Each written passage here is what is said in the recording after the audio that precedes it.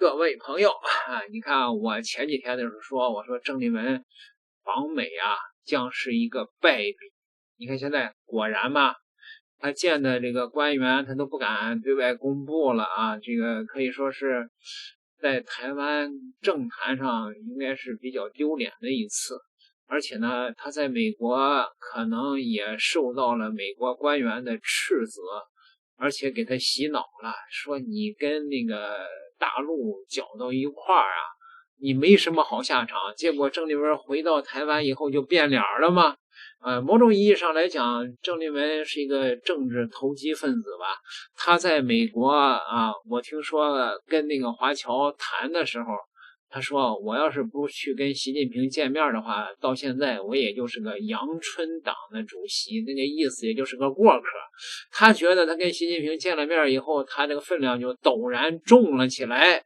但是呢，他的这个态度可不是什么知恩图报的态度昨天我有一集视频也说了我说这个现在大陆发现百度已经对郑丽文搜索进行了限制，也有很多大陆的网友给我反馈说，浩哥你说的这个是对的是去对他进行了限制。那郑丽文现在呢也受到了大陆的网友的痛批大陆的网友说，郑丽文17日接受了外媒专访时大放厥词，疯狂的叫嚣，如果台湾没有宣布独立，而中国大陆依然决定以武力侵略台湾，我们会战斗，我们一定会还击大陆网友说郑丽文用的措辞是侵略，很多家媒体报道用的是侵略，一开始还怀疑是不是媒体自己的用词，特意去看了一下国民党中央发的新闻稿，确实用的就是侵略。为什么会用侵略一词呢？绿营青鸟台独分子，什么人会用呢？郑丽文已经不演了，暴露出本质说岛内目前正在进行各种台独，郑丽文你眼瞎是吧？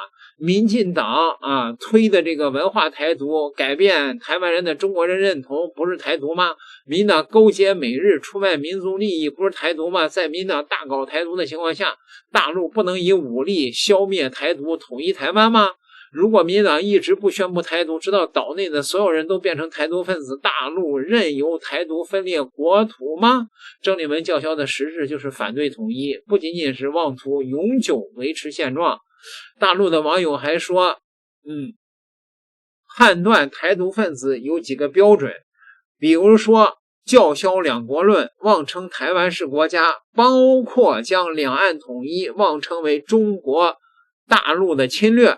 使用侵略一词就是意图凸显两岸是两国，因为只有国与国才会有侵略，一个国家的解放战争或统一战争不存在所谓的侵略第一次看到国民党主席将两岸统一妄称为侵略。国民党以前用的词儿最多叫武力攻台、武力犯台。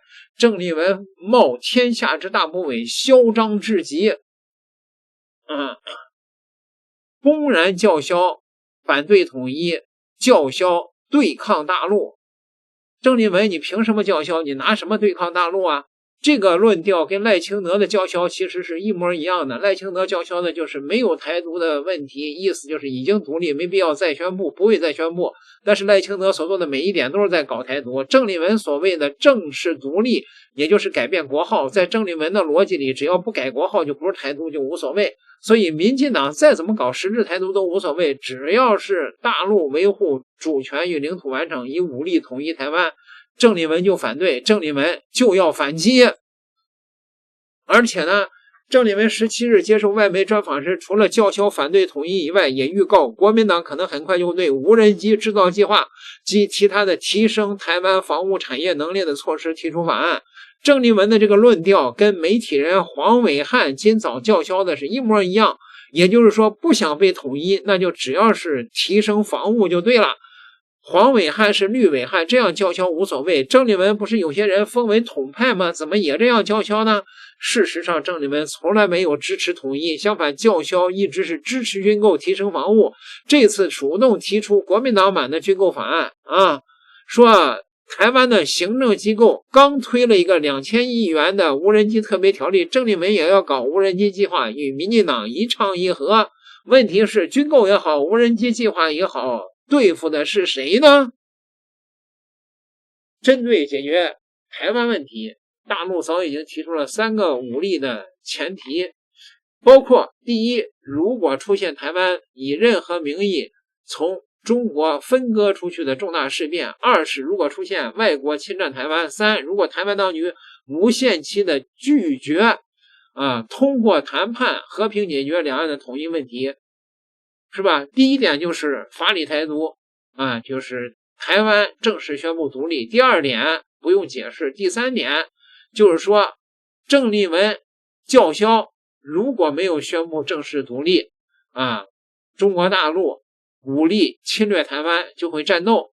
在民进党这个分裂叛乱组织存在台湾一天，两岸便不可能通过谈判解决统一问题。民进党连中国人都不承认，连中华民族都否认，怎么可能跟大陆谈呢？也没有资格跟大陆谈。所以在岛内没有力量遏制台独的情况下，只能依靠大陆来行使武力消灭台独，完成两岸统一。大陆动武不是针对台湾人民，针对的是台独分子中国人不打中国人，但台独分子压根就不承认是中国人，当然不在此前提之下了。所以谁会反对大陆动武消灭台独呢？只有台独分裂叛乱组织以及台独的帮凶，是吧？